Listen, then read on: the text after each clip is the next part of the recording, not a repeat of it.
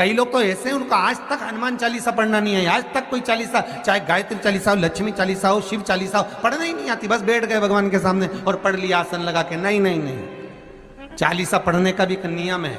अगर कोई लक्ष्य लेकर पढ़ रहे हो तो उसका एक नियम है। पूरी जिंदगी पढ़ते रहोगे तो भगवान की प्राप्ति नहीं है, पर लक्ष्य लेकर अगर पढ़ा है आसन से, जिस भगवान की चालीसा पढ़ रहे हो उसकी मूर्ति या उसका फोटो आपके सामने होना चाहिए। एक घी का दिया, अगर हनुमान चालीसा पढ़ रहे हो तो या तो घी का दिया जलाओ, वो भी गाय के घी का हो, भैंस के घी का मत जलाना। हनुमान जी कभी प्रकट नहीं होंगे भैंस के घी से। घी का दिया लगाइए अगर चालीसा का पाठ कर रहे हो हनुमान जी का। और बहुत ज्यादा संकट है, बहुत ज्यादा परेशानी है तो हनुमान चालीसा का पाठ करो तो तिल्ली के तेल का दिया लगाओ, काली तिल के तेल का दिया, तिल का तेल का दिया हनुमान जी के सामने आसन बिछाकर। बहुत तकलीफ है तो 3 पाठ प्रतिदिन करो और एक आसन से जितने समय, 9 बजे अगर आप बैठते हो पाठ करने तो 9 बजे ही बैठना है। 11 दिन तक प्रतिदिन 3 पाठ रोज करो। एक पानी का लोटा, कलश, तांबे का जल अर्थात तांबे का लोटा हो, स्टील का लोटा हो, तुम्हारे पास जो कलश हो उसमें जल भरकर, एक सिक्का उसमें पटक कर, एक लौंग पटक कर प्लेट से ढक कर रख दो और प्रतिदिन बस टाइम पर बैठकर पाठ करो। 11 दिन पूर्ण होंगे, जिस कामना से आपने पाठ करा है बस वो सिक्का, वो लौंग कलश में से निकाल लो, जल का आचमन करो और जिस काम के लिए करा है वो जल उस प्रयोग में ले लो। उस प्रयोग, किसी से बात करने जाना है तो वो जल पी कर जाइए, कोई से हाथ मिलाना है तो वो सिक्का, वो लौंग अपने हाथ में रखिए, अपने साथ रखिए। कई लोग कहते हैं हम तो बहुत दिनों से हनुमान चालीसा पढ़ रहे हैं, हम बहुत समय से राम रक्षा स्तोत्र का पाठ कर रहे हैं, हम बहुत समय से ये कर, अरे तो उसको नियम से तो करो। हनुमान चालीसा का प्रागट्य केवल एक दिल से की गई स्तुति, हनुमान जी महाराज की स्तुति, राम जी महाराज की स्तुति तुलसीदास जी ने केवल दिल से करी थी, केवल मन से। और ये नहीं कहते कि हनुमान चालीसा पढ़ोगे तभी भगवान, नहीं नहीं, आप दिल से अगर भगवान को पुकार लीजिए, आप दिल से पुकारो उसको, वो आएगा। नियम है महाराज, बहुत ध्यान दीजिएगा। पंचमुखी हनुमान का एक स्मरण, पंचमुखी हनुमान का एक भाव। महाराज जैसे बहुत ज्यादा तकलीफ अगर व्यक्ति को हो गई है, बहुत कष्टमय जीवन चल रहा है, हार गए हर जगह से और तकलीफमय जीवन चल रहा है, तो पंचमुखी हनुमान का एक शिव महापुराण का और स्कंद पुराण का एक बड़ा सुंदर मंत्र है। उस मंत्र को आप सब एक बार हमारे साथ में बोलें। ओम नमो हनुमते रुद्र अवताराय सर्व शत्रु संहारणाय सर्व रोग हराय सर्व वशीकरणाय रामदूताय स्वाहा। बस इस मंत्र को हाथ में काली तिल लेकर, एक जौ लेकर और गूगल लेकर, थोड़ा सा उसमें गाय का घी डालकर, कंडे को या अग्नि को जलाकर इस मंत्र का 11 बार 21 बार जाप कर कर अपनी कामना कर कर छोड़ दीजिए। कैसा भी रोग हो, बीमारी हो, कष्ट हो, दुख हो, तकलीफ हो, 21 दिन के अंदर वो आनंद आना प्रारंभ कर देता है महाराज। इस मंत्र, स्कंद पुराण का, शिव महापुराण का ये मंत्र मूल पंचमुखी हनुमान सुख देंगे। और एक और चीज याद रखिए महाराज, यदि कोई काम के लिए जा रहे हो, कोई व्यापार के लिए जा रहे हो या नौकरी करने के लिए जा रहे हो और लगी नहीं रही, बहुत तकलीफ पा रहे हो, सर्विस ही नहीं लग रही, बहुत कष्टमय हो गया, तो निवेदन करूंगा 5 पीपल के पत्ते पर बेसन के 5 लड्डू घर में बने हुए, गाय के घी के 5 लड्डू रख लो, उस लड्डू के बीचों बीच एक आटे का दिया और उसमें तिल्ली का तेल डालकर इसी मंत्र का प्रयोग कर कर पंचमुखी हनुमान का किसी भी हनुमान के मंदिर में जाकर, दक्षिण मुखी हनुमान के मंदिर में जाकर उसको रख कर आ जाइए। इसके बाद आप उस काम के लिए जाइए, आपका काम सफल हो जाएगा। आपको किसी को नहीं कहना पड़ेगा कि हाथ जोड़ना नहीं पड़ेगा, किसी के पांव नहीं पड़ना पड़ेंगे, तुरंत काम होगा। बस इस मंत्र का स्मरण कर कर पंचमुखी हनुमान का भूतेश्वर जो मंत्र है वो सुख देने वाला, आनंद देने वाला, सहज नहीं महाराज, सुख की खान है, आनंद की राशि में। महाराज आप कोई बहुत बड़ा काम करने जा रहे हो, बहुत बड़ा यज्ञ अनुष्ठान, विवाह, शादी आदि फंक्शन करने जा रहे हो, 4 दिन 8 दिन के लिए आप घर से बाहर जा रहे हो और आपको लगता है कि घर में ताला कैसे लगाएं, तो निवेदन है एक तांबे के कलश में जल भर लीजिए और जल भरकर उसमें थोड़ी सी काली तिल डाल दीजिए, भूतेश्वर शिव का नाम लेकर। कौन से शिव का? भूतेश्वर, शमशानवासी भूतेश्वर शिव का नाम लेकर काली तिल डाल दीजिए, कलश को प्लेट से ढक दीजिए, घर के किसी भी भाग में उसको रख दीजिए। उसके बाद आप चले जाओ। किसी की सामर्थ्यता नहीं है कि उस घर में कोई पांव रखे, किसी की सामर्थ्यता नहीं है। और अगर कोई भूले से पांव भी रख दिया तो 22 दिन या 21 दिन के अंदर उसको, जैसे लोगों को हवा आती है, बस उसको चक्कर आना चालू हो, बाल खोल खोल के घुमा मिलेगा। शास्त्र प्रमाण करता है हमारा भूतेश्वर शिव। ये कलश जो होता है ना, जल का जो पात्र होता है, ये साधारण नहीं होता, सहज नहीं होता महाराज। जैसे आज आपने मेरी लाज रखी, रक्षा करी और किसी को आने नहीं दिया, विनती स्वीकार करना। आपका जल पात्र भूतेश्वर के नाम से काली तिल से जहां रखा जाए उस गृह में कोई प्रवेश ना कर पाए। शिव जी ने वचन दे दिया, मेरी चंडियां 64 योगनियां, डाकनी, पिशाचनी, चुड़ैल और भूत इस कलश के विराजमान होते ही सर्वस्व फैल जाते हैं, फिर अंदर कोई नहीं आ सकता, भीतर प्रवेश नहीं हो सकता। लगे तो उन्होंने हनुमान जी से कहा कि तुम क्या चाहते हो? हनुमान जी बोले मेरे को जाना है, क्योंकि जहां राम वहां हनुमान। हनुमान जी जब कहने लगे कि मेरे को जाना है, तो राम जी महाराज बोले नहीं नहीं हनुमान, तुझे सबसे ज्यादा प्रिय क्या है? तो कह राम। तो हनुमान तू कह रहा है सबसे ज्यादा प्रिय है राम प्रिय है, तो एक बार जिस समय देवऋषि नारद का अपमान हुआ, विश्वामित्र बाबा का अपमान हुआ, उस समय पर एक राजा ने जब अपमान करा तो तूने उसको राम नाम लिखकर एक जगह पर बिठा दिया और कहा कि तू राम नाम जपते रहे। उसने राम नाम जपा। तब हनुमान याद कर, मेरे सम्मुख में तू खड़ा था और युद्ध होने वाला था, तो तूने क्या कहा था? प्रभु आप इसको मार नहीं सकते क्योंकि ये आपका नाम ले रहा है। राम से बड़ा होता है राम का नाम, आप इसे मार नहीं सकते। तब आपने ये संवाद कहा था, हनुमान बता तेरी प्रियता क्या है? हनुमान जी कहते हैं प्रभु आपने मुझे जगा दिया, क्योंकि मुझे श्राप ये मिला था कि तू जागेगा किसी की जगाने पर, आपने मुझे जगा दिया, इसलिए है नाथ अब मैं जाना नहीं चाहता, सत्संग करना चाहता।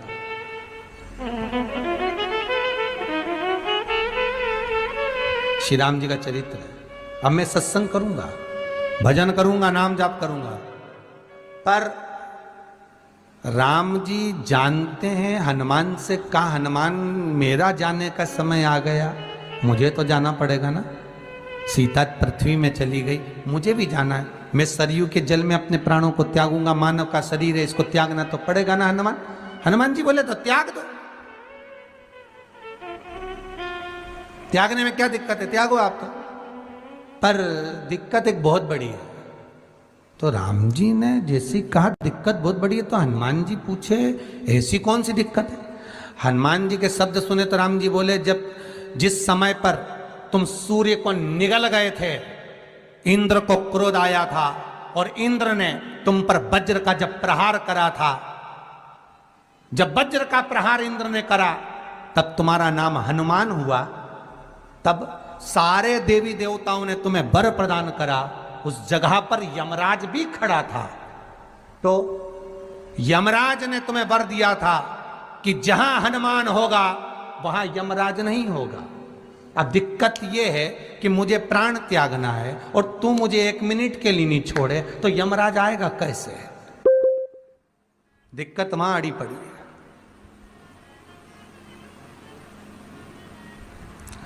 हनुमान जी मुस्कुरा के बोले राम जी महाराज से, प्रभु मैं आपके बिना रह नहीं सकता। तो राम जी बोले, मैं भी जानता हूं कि तू मेरे बिना नहीं रह सकता, पर एक काम तो कर सकता है ना। क्या? मैं अगर कोई काम बताऊंगा तो तू करेगा कि नहीं करेगा? हनुमान जी बोले, आपका काम और मैं ना करूं, ऐसा कभी हुआ? जरूर करूंगा। ठीक है। बस अब राम जी महाराज ने सोच लिया कि हनुमान को जाने से पहले काम पर लगाना। अब वो कौन सा काम था? बोलो रे भाई। हनुमान जी को कहां काम पर लगाया राम जी ने?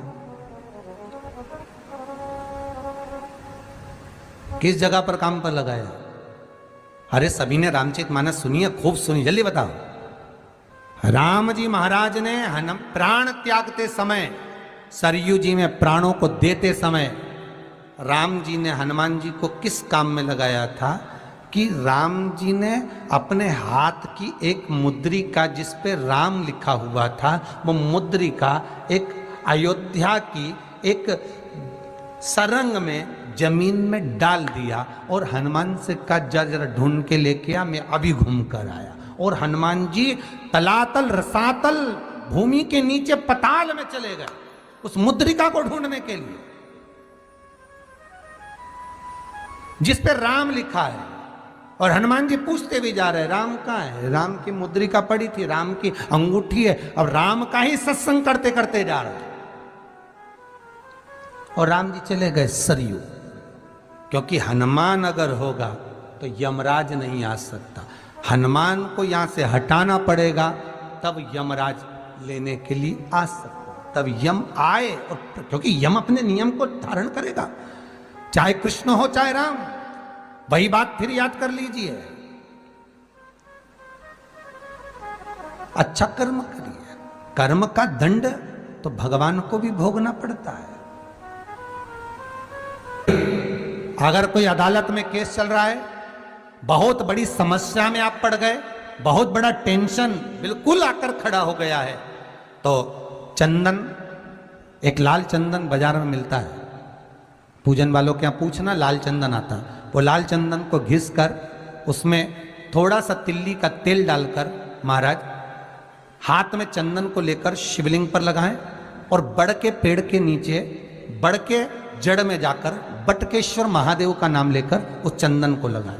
उसी चंदन का हाथ किसी रुमाल पर लगा लीजिए और उस रुमाल को जेब में रखकर कोई बहुत ज़्यादा दिक्कत और परेशानी है उस स्थान पर उसको लेकर बैठ जाइए। मन को भी शांति होगी, कार्य भी सफल होगा और सफलता प्राप्त होगी। बस तुम रुका जी का नाम का उसमें स्मरण करना है, कोई सहज नाम नहीं है। फिर निवेदन करूंगा, नारी अगर बच्चे को जन्म देती है और बच्चा 4 महीना 6 महीने तक गर्भ में रहता है, उसके बाद अवर्षण हो जाता है, तो एक नारियल पर, श्रीफल पर स्त्री के हाइट की मोली, मोली मतलब नाड़ा जो हाथ में बांधते हैं, लच्छा, उसको नाप लीजिए और तुमरुका जी का नाम लेकर उस नारियल पर लपेट कर अपना नाम और गोत्र बोलकर शंकर जी के शिवलिंग के पास में जो जलाधारी होती है चारों तरफ शिवलिंग के पास में, वहां रख दीजिए। शिव के शिवलिंग का स्पर्श करिए, एक बेलपत्र उठाकर मंदिर की चौखट पर खा लो तुमरुका जी का नाम लेकर। महाराज होने वाला जो बच्चा है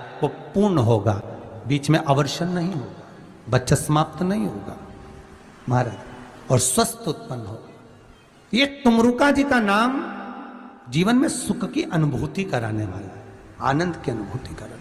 कई माताएं कहती है, गुरुजी हमने सफेद आंकड़े की जड़ बांधी और मान लो संतान हुई, और कई ऐसी हैं जिन्होंने बांधी और तो नहीं हुई है, तो उसके लिए भी ध्यान रखिएगा।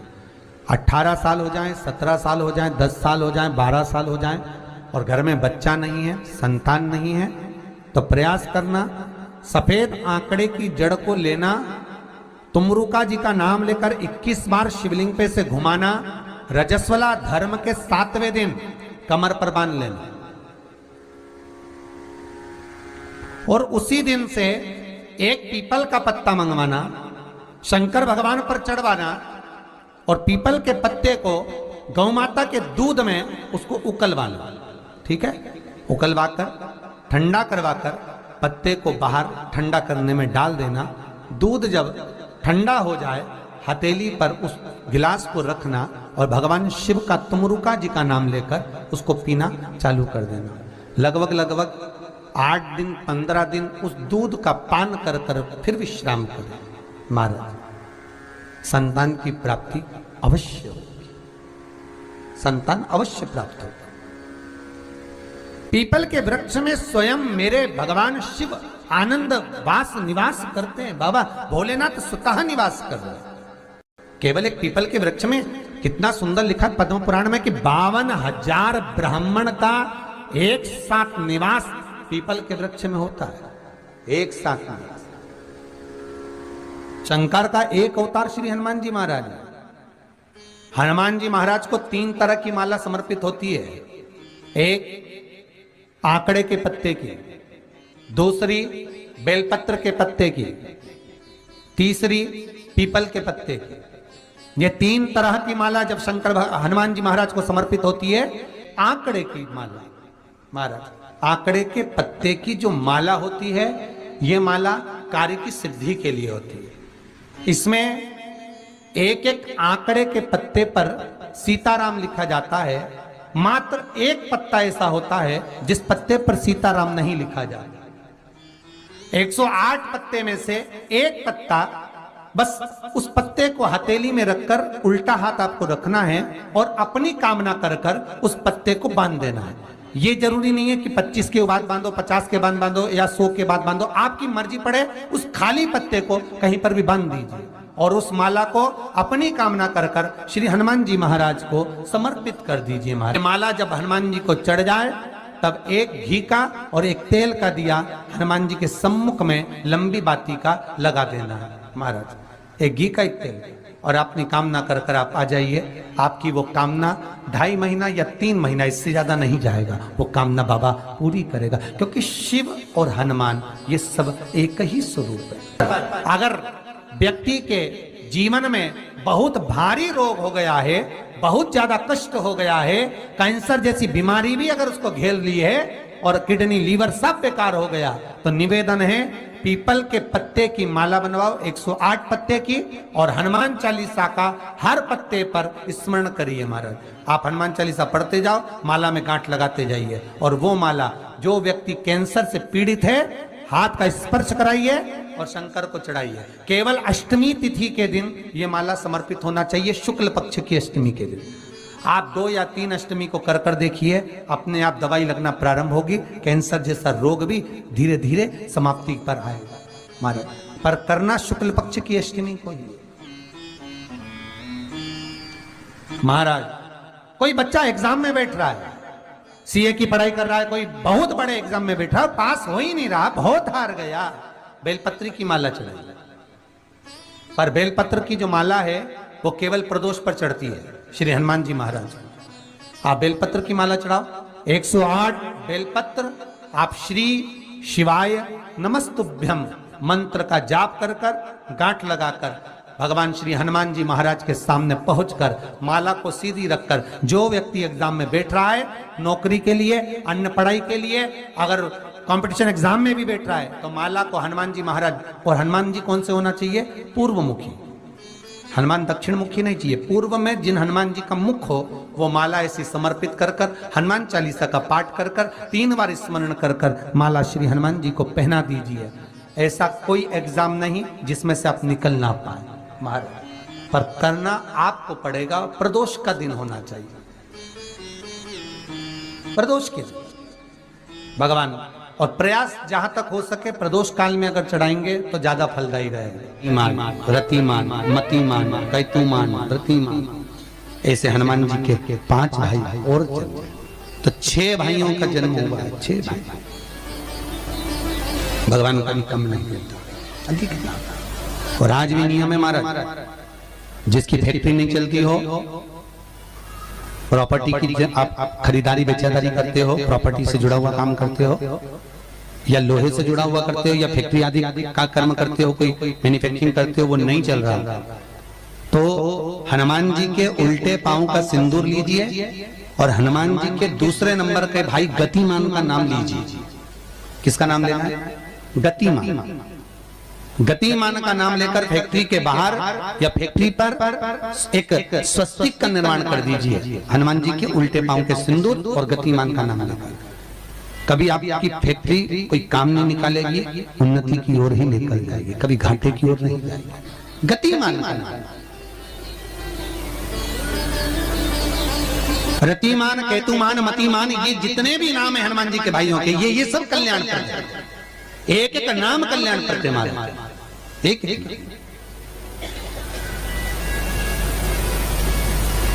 महाराज वो जिन बच्चों को निमोनिया हो जाता है ना, वो सर्दी का कोटा रहता है, बहुत सर्दी बच्चों को बनी रहती है, तो हर दिन 5-10 दिन में वापस दौड़ के डॉक्टर के पास लेके जाओ, फिर डॉक्टर के पास ले। वैसे तो डॉक्टर के पास बच्चे आजकल के जमाने के जाते ही जाते हैं, हर 15 दिन 20 दिन में। तो इसके पीछे वो चले जाएं। एक हास्य व्यंग में हमसे पूछा किसी ने, महाराज जी आज के बच्चे बार बार हॉस्पिटल डॉक्टर के क्यों जाते हैं? तो हमने कहा देखो भैया, बच्चा जहाँ जन्म लेता है उनसे प्रेम ज्यादा होता है। पहले नानी के घर में पैदा होता था, इसलिए नानी के घर ज्यादा जाता था, दादी के घर में ज्यादा पैदा होता था, इसलिए दादी के घर ज्यादा जाता था। आज के बच्चे हॉस्पिटल में ज्यादा पैदा होते हैं, इसलिए हॉस्पिटल ज्यादा घूमने जाते हैं। ये हास्य। पर यदि बच्चे को सर्दी ज्यादा होती है, निमोनिया ज्यादा होता हो, ठंडक का कोटा ज्यादा रहता हो, तो पीपल के 5 पत्ते महाराज उस पर घृत लगाकर हनुमान जी के तीसरे नंबर के भाई व्रतिमान का नाम लेकर, व्रतिमान का नाम लेकर बच्चे की छाती पर एक वस्त्र से उसको बांध दीजिए, रात्रि भर बंधे रहने दीजिए महाराज। और बांधना कौन से दिन है? 12 तिथि को, बस एक बार बांधना, उसके बाद सर्दी का कोटा नहीं रहता महाराज, बच्चा स्वस्थ अपने आने में। व्रतिमान हनुमान जी महाराज के जितने भी भाई हैं, सबका आनंद सुख चरणारविंद का सुख देने वाला भगवान श्री हनुमान जी महाराज चैत्र की पूर्णिमा के दिन प्रकट होते हैं महाराज। पवन तनय संकट हरन मंगल मूरत रूप, राम लखन सीता सहित हृदय बसौ सुर। श्री हनुमान जी महाराज का प्रागट्य होता है, चारों तरफ सुख ही समाहित हो जाता है, आनंद ही आनंद स्थापित हो जाता है चारों। अब दोनों में अंतर देखिए। हनुमान जी की जब स्तुति गाई जाती है तो बोला जाता है विद्यावान गुणी अति चातुर। फिर से बोलो एक बार लाइन से, विद्यावान गुणी अति चातुर। हनुमान जी विद्यावान थे और लंका का राजा रावण विद्वान था। क्या था? जम के बोलो विद्वान। ये विद्यावान, वो विद्वान। तो एक प्रश्न सामने खड़ा होता है कि विद्यावान और विद्वान में क्या अंतर है? हनुमान जी विद्यावान गुणी अति चातुर, रावण विद्वान, तो दोनों में अंतर क्या है? विद्वान ये भी विद्वत्ता से विद्वत्ता, वो भी पढ़ा लिखा, ये नहीं पढ़ा लिखा। अष्ट सिद्धि नवनिधि उनके पास में, इसके पास। तो फिर अंतर क्या है? तो शिव महापुराण की कथा कहती है, जिस व्यक्ति को पढ़ कर विद्या अर्जन कर खूब पढ़ाई करते करते अच्छा पद जब मिल जाता है और उसको जब अहंकार आ जाता है तो वो विद्वान हो जाता है। और जिसको पढ़ कर खूब अच्छी सिंहासन भी मिल गया, उसके बाद भी उसका चित्त वृत्ति नम्र होता चले जाता है, तो वो विद्यावान हो गया। विद्वान में अहंकार है, विद्यावान में नम्रता है। बहुत ध्यान देना हमारा। कई लोगों को पढ़ लिखते थे अप टू डेट बन के हमारे बराबर कोई अहंकार आ गया, मतलब तुम विद्वान हो, बहुत विद्वान हो, मना नहीं है, तुम्हारे में विद्वत्ता की कमी नहीं है, सारे वेद पुराण शास्त्र सब तुम्हारे में भरे हुए हैं, सारी पढ़ाई लिखाई तुमने भरी हुई है, तुम बहुत विद्वान हो। पर विद्वत्ता अहंकार को लेकर जाती है, और विद्यावानता जो विद्या को ग्रहण करता है उसके भीतर नम्रता आती चली जाती है। नम्रता, कोई कोई व्यक्ति ऐसा होता है जिसके पास भगवान पैसा खूब देता है तो उसको नम्रता देता है, खूब नम्रता, इतना प्रेम से बोलेगा, इतना मीठा बोलेगा, और बोले साहब और मेरे लिए कोई सेवा हो तो बता दो, और बोलिए साहब, इतनी नम्रता। और किसी किसी के पास में अहंकार इतना ज्यादा आ जाता है धन के साथ में कि वो किसी को गिनता ही नहीं, बिल्कुल ऐसा लगे जैसे भेरू पे सिंदूर चढ़ा, एकदम कड़वा, गिनता तो दोनों में अंतर है, दोनों।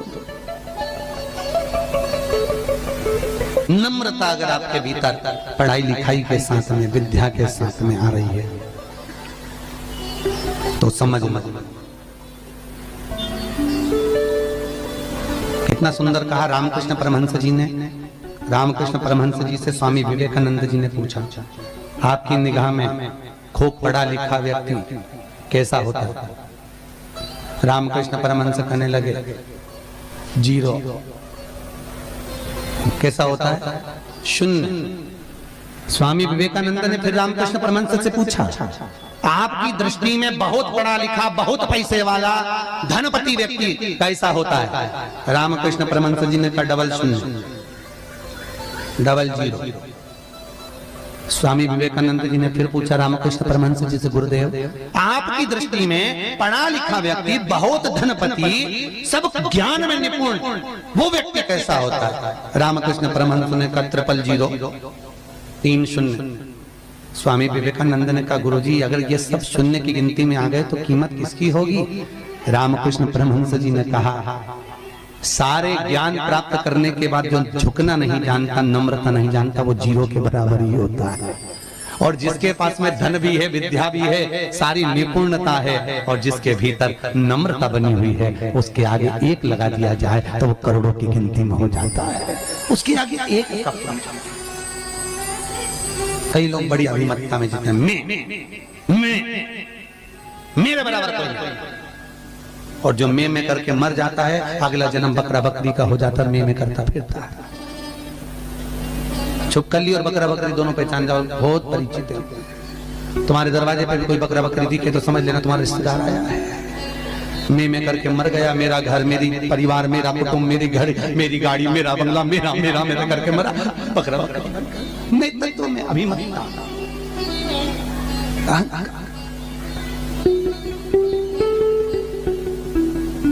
गुरु नानक देव जी महाराज का शब्द याद करो, कुछ भी मेरा नहीं है, सब कुछ तेरा, सब कुछ तेरा। इसलिए बोले सोनिहाल सब कुछ तेरा, हमारा कुछ है, हमारे भीतर कुछ है तो वो परमात्मा। हनुमान जी महाराज प्रकट हुए और अष्ट सिद्धि, कितनी? अष्ट सिद्धि, नवनिधि,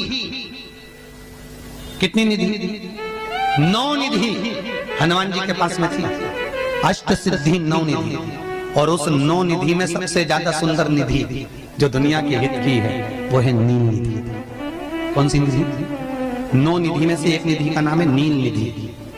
अष्ट सिद्धि नव निधि के दाता, असबर दीन जानकी माता, राम रसायन तुम्हारे पासा सदा रहो रघुपति के। आज तुम लोगों ने पुण्य करा होगा, शनिवार के दिन, पूर्णिमा के दिन तुम्हें अष्ट सिद्धि नवनिधि मिल गई। आज किस्मत वाले हो गया, भाग्यशाली। अष्ट सिद्धियां नवनिधियां प्राप्त हो गई। गाते गाते पूरी जिंदगी हो गई थी, रोज हनुमान चालीसा पढ़ते थे, रोज बोलते थे अष्ट सिद्धि नवनिधि की दाता। अष्ट सिद्धि थी कौन सी, नवनिधि थी कौन सी? बच्चे पूछे तो बता तो सकते हो कि अष्ट सिद्धि ये है, नवनिधि ये है, और किस किस चीज का क्या क्या लाभ। अष्ट सिद्धि मालूम है? अरे जल्दी बोलो, नहीं मालूम? लिखना चालू करो बात। अष्ट सिद्धियां, पहली अणिमा, दूसरी महिमा, तीसरी गरिमा। अष्ट सिद्धियों में पहली अणिमा, दूसरी महिमा, तीसरी गरिमा, ये हनुमान जी महाराज की जो अष्ट सिद्धियां हैं, इन सिद्धियों के लिए आपको ज्ञात होना चाहिए, हनुमान जी महाराज के जब घर में तुम रोज हनुमान चालीसा का पाठ करती हो, आज एक दिन हो गया, कल दूसरा दिन हो गया, तीसरा दिन हो गया, कैलेंडर में जो पंचांगो कैलेंडर हो, उस कैलेंडर में एक निशान बना कर रखो कि आपके 108 जब पाठ पूरे हो जाएं, तब 108 बाती आप हनुमान जी महाराज की इन अष्ट सिद्धियों के नाम से लगा दीजिए। जिंदगी में आपका कभी बाल बांका नहीं हो सकता और आपकी उन्नति को कोई रोक नहीं सकता, यह पक्का है। अष्ट सिद्धियां, नवनिधियां, 108 जब हनुमान चालीसा के पाठ हो जाए। और कभी कभी व्यक्ति के जीवन में ऐसा भी होता है कि भाई उसको बहुत तकलीफ आ जाती है कि मेरी दुकान नहीं चल रही, व्यापार नहीं चल रहा, मेरे साथ अच्छा नहीं हो रहा, मेरे को तकलीफ आ गई, शनि बढ़ गया, ये हो गया, ढैया हो गया, 7.5 हो गया, बड़ा तकलीफ, कहीं गिर रहा, कहीं पड़ रहा, तो उस व्यक्ति को 108 पाठ एक साथ कर लेना चाहिए। आज बैठा सुबह से शाम तक 108 पाठ करके और फिर ये अष्ट सिद्धियों की बाती लगा दे। पर अष्ट सिद्धियों की जो बाती लगती है घृत में है, घी घृत, अष्ट सिद्धि, तो ये बाती, तो पहली अणिमा सिद्धि, दूसरी महिमा, तीसरी गरिमा, चौथी लघिमा, चौथी लघिमा, पांचवी प्राप्ति, पांचवी क्या है? प्राप्ति। छठी प्राकंभ, छठी है प्राकंभ।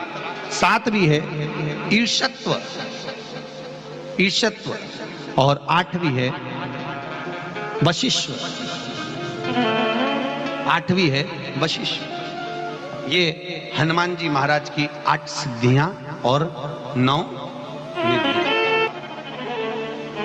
पूरी हनुमान चालीसा की एक एक चौपाई में एक एक चीज से एक एक बीमारी का इलाज है, एक एक बीमारी का महाराज। हनुमान चालीसा की एक एक चौपाई से एक एक बीमारी का। हमारे जीवन को हम चौपाइयों के क्रम से एक एक शब्द का भान करें कि वो उससे हमें प्राप्ति क्या है। अष्ट सिद्धि नवनिधि किस जगह पर स्कंद जी दे रहे हैं? नवनिधियां जहां पर सेतु बंद हुआ है, जहां पर सेतु, तो आप रामेश्वर जाएं, पुराने डाकघर के पास में आज भी 9 शिलाएं नवनिधि के लिए स्कंद देव ने वहां विराजमान करी थी। वहीं हनुमान जी महाराज ने जलपान करा था, वो इस